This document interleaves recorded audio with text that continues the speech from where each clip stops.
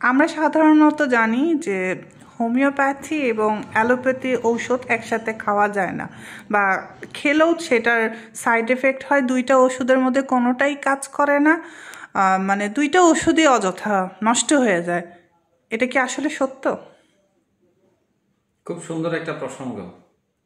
কিছুদিন আগে এক পেশেন্ট আসলো, এসে বললো যে কোন এক হোমিওপ্যাথি ডাক্তার তাকে বলেছে এলোপ্যাথি হোমিওপ্যাথি একসাথে খাওয়া যাবে না, খেলে দুইটাই একসাথে নাকি মারামারি করবে শরীরের ভিতরে, করে এরপর কোনোটাই কাজ করবে না।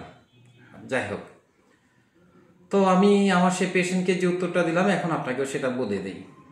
হোমিওপ্যাথিতে আমরা যে মেডিসিনগুলো ব্যবহার করি এগুলোকে বলা হয় সূক্ষ্ম মাত্রার ঔষধ, ন্যানো টেকনোলজি।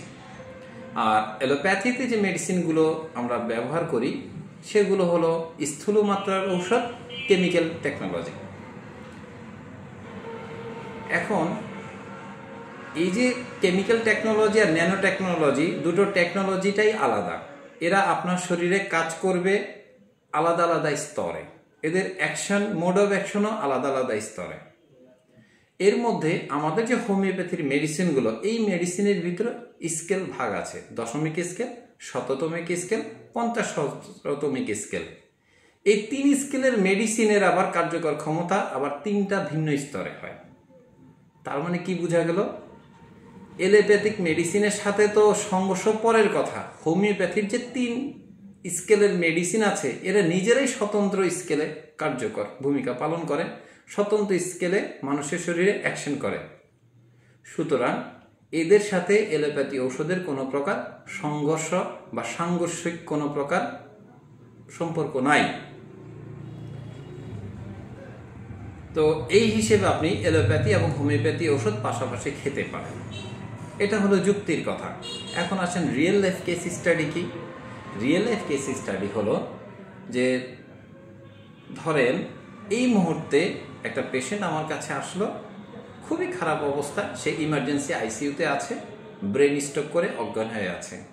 সেখানে আইসিইউতে তাদেরকে ডক্টর সাহেবদের প্রটোকল অনুযায়ী যে মেডিসিন দিচ্ছে, তার পাশাপাশি আমি হোমিওপ্যাথিক মেডিসিন দিচ্ছি।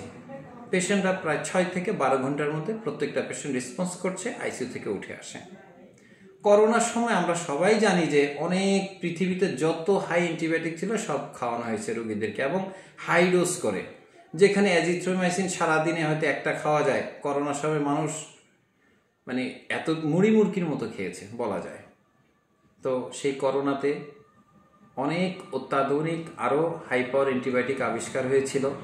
আপনারা জানেন যে 800-1000 টাকা এক এক পিস মেডিসিনের দাম ছিল। তো এই ধরনের অনেক উন্নত মানের অ্যান্টিবায়োটিক করোনার সময় রোগীরা আইসিইউতে থেকে খেয়েছিল। সেই অবস্থায় ওই ধরনের ওষুধের পাশাপাশি আমার হোমিওপ্যাথি ন্যানো টেকনোলজির এই ওষুধ প্রয়োগ করে আমি প্রত্যেকটা করোনা রোগীতে 3 থেকে 6 ঘন্টায় রেসপন্স পেয়েছি, এবং রোগীগুলো 3 থেকে 6 ঘন্টায় তাদের অক্সিজেন লেভেল ডেভেলপ করেছে এবং 12 থেকে 24 ঘন্টার মধ্যে আইসিইউ থেকে ফিরে এসেছে।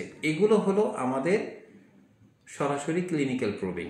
সো এই প্রুভিংগুলো থেকে বলা যায় যে অ্যালোপ্যাথি এবং হোমিওপ্যাথি ওষুধ একসাথে খাওয়া যায়, কোনো প্রকার সমস্যা হয় না, বরঞ্চ রোগীগুলো ক্রিটিক্যাল অবস্থায় রোগীর মানুষের জীবন বাঁচানো যায়। তবে হ্যাঁ, আপনি যদি অ্যালোপ্যাথি হোমিওপ্যাথি ওষুধ একান্তই প্রয়োজন হয় ক্রিটিক্যাল অবস্থায়, সেক্ষেত্রে আপনি অ্যালোপ্যাথি আর হোমিওপ্যাথি ওষুধগুলো একটু গ্যাপ নিয়ে খাওয়াবেন, তাহলেই চলবে।